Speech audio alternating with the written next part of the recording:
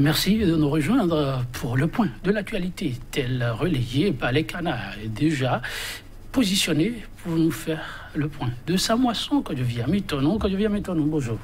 Bonjour Joël Tondi, bonjour également nos amis téléspectateurs. Alors, de l'actualité, tel relayé par nos confrères, qu'est-ce qu'on peut retenir?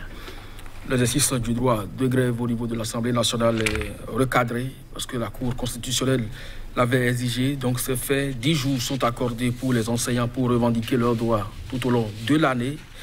Puis la Fédération béninoise de football n'a pas fini donc de faire parler d'elle. C'est vrai, les écureuils cadettes ont été disqualifiés pour leur participation à la Coupe d'Afrique de leur catégorie en Tanzanie. Mais le président et son bureau ont été reçus par la Fédération internationale de football association.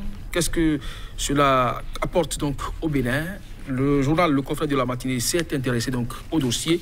Vous suivez donc son point de vue et puis d'autres canaux également qui sont revenus sur certains sujets majeurs de la République, dont entre autres la lutte contre la corruption. Et on va démarrer avec le quotidien du service public La Nation qui affiche donc en grand titre Assemblée nationale l'exercice du droit de grève encadré.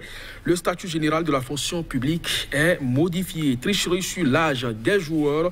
La poursuite des faussaires est enclenchée, constate le journal du service public. Le confrère de la matinée rencontre Gianni Infantino et Mathurin de Chacus hier à la FIFA. Une nouvelle ère relationnelle s'ouvre pour des projets structurants pour le Bénin. Le nouveau président de la Fédération béninoise de football dans la cour. Des grandes réserves sur le nouveau code électoral, des non-élus bientôt au Parlement béninois. Et puis gouvernance sous l'ère du régime, les Verts Coris dénoncent l'instauration d'un climat de peur. Et puis fraude sur l'âge des joueurs de U17. Quelle part de responsabilité du ministre Oswald Omeki, le pays hébergeant supposée malversation financière à la Sénat? Des manœuvres de talent pour remplacer l'équipe de Tiando. L'opposition appelle le peuple béninois à se soulever. La démocratie béninoise, désormais la risée en Afrique, vers des élections contestées en 2019. A fait tricher sur l'âge des joueurs cadets béninois.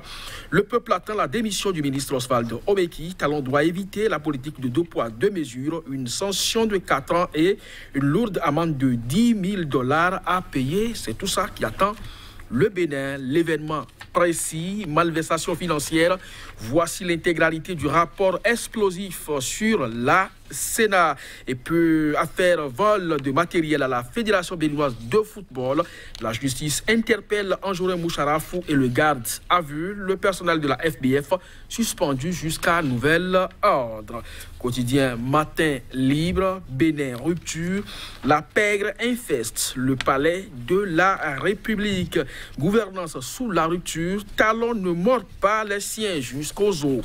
Alors, Nord-Sud quotidien, parlant donc de la disqualification des écureuils cadets. Pourquoi Deschacus doit démissionner? Et puis marché public du PAG, Social Watch Bénin demande la publication des contrats. Merci, Kadouvia Béton. Nous démarrons à part le quotidien de service public La Nation, Assemblée nationale, l'exercice du droit de grève encadré, vous l'avez annoncé, c'était demandé, c'est enfin fait. Le statut général de la fonction publique a donc été modifié. Oui, c'est une bonne nouvelle dans un premier temps, parce que vous n'êtes pas sans savoir que ce soit du service public, je vais parler donc de l'administration, que le monde scolaire, les grèves ne sont donc pas de nature à encourager le bon déroulement des activités.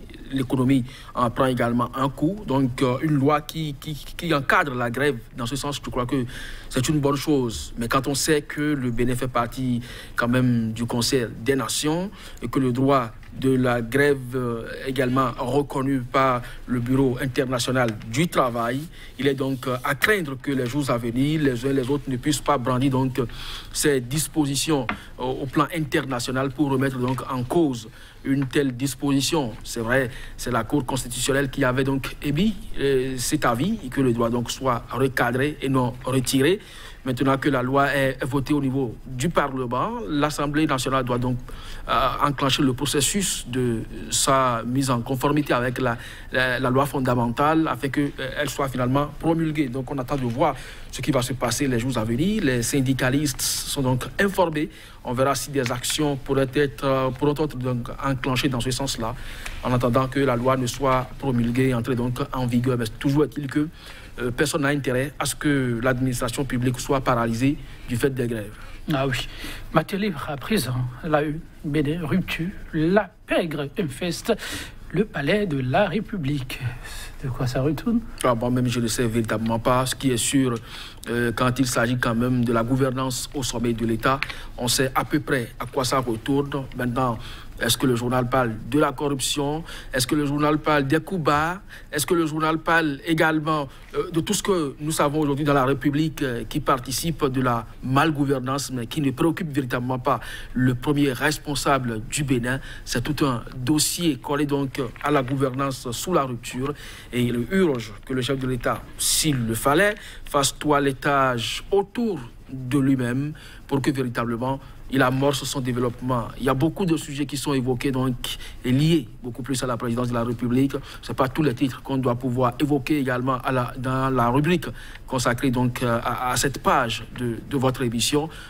On s'en tient donc à ces commentaires. Ah oui, dossier, dites-vous, Nord Sud Quotidien, disqualification des écureuils cadets. Pourquoi De Jacus doit démissionner? Mais de l'angle, on précise que déjà, Anjorin Moucharaf a été gardé à vue.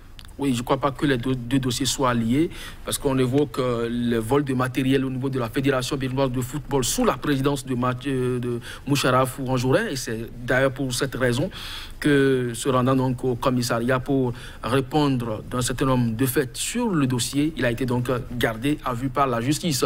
Maintenant, pour ce qui concerne la disqualification des écureuils du Bénin, il paraît qu'il a quelque chose à y voir également.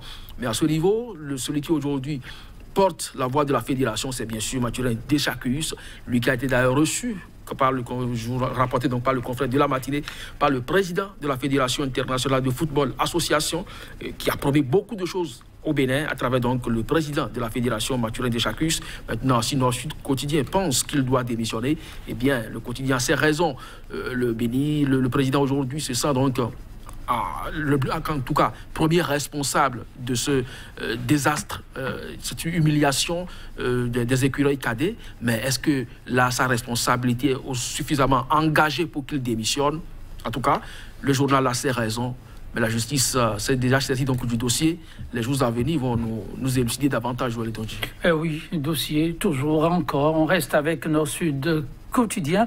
Marché public du PAG, Social Watch Bénin demande la publication des contrats. Ah oui, il le faut, parce que la bonne gouvernance oblige et aussi il y a ces ONG, je vais parler notamment de Alcré qui travaille à cela. Si Social Watch déjà peut commencer par exiger, je crois que le gouvernement doit pouvoir donc l'entendre aussi, parce que plusieurs fois nous l'avons évoqué ici, 1,5 km de voies à hauteur de 1 milliard, 1 km du moins de voies à hauteur de 1,5 milliard, comment ça s'est passé, qui a attribué les marchés, à qui, dans quelles conditions. Il faut quand même que le peuple soit informé. Je ne crois pas que Social Watch ait demandé quelque chose d'impossible au gouvernement. Maintenant, si on se rappelle que la Cour constitutionnelle avait enjoint le gouvernement de rendre public les salaires de ses ministres, et cela n'a jamais été fait, est-ce que une organisation comme Social Watch peut faire plier le gouvernement dans ce sens?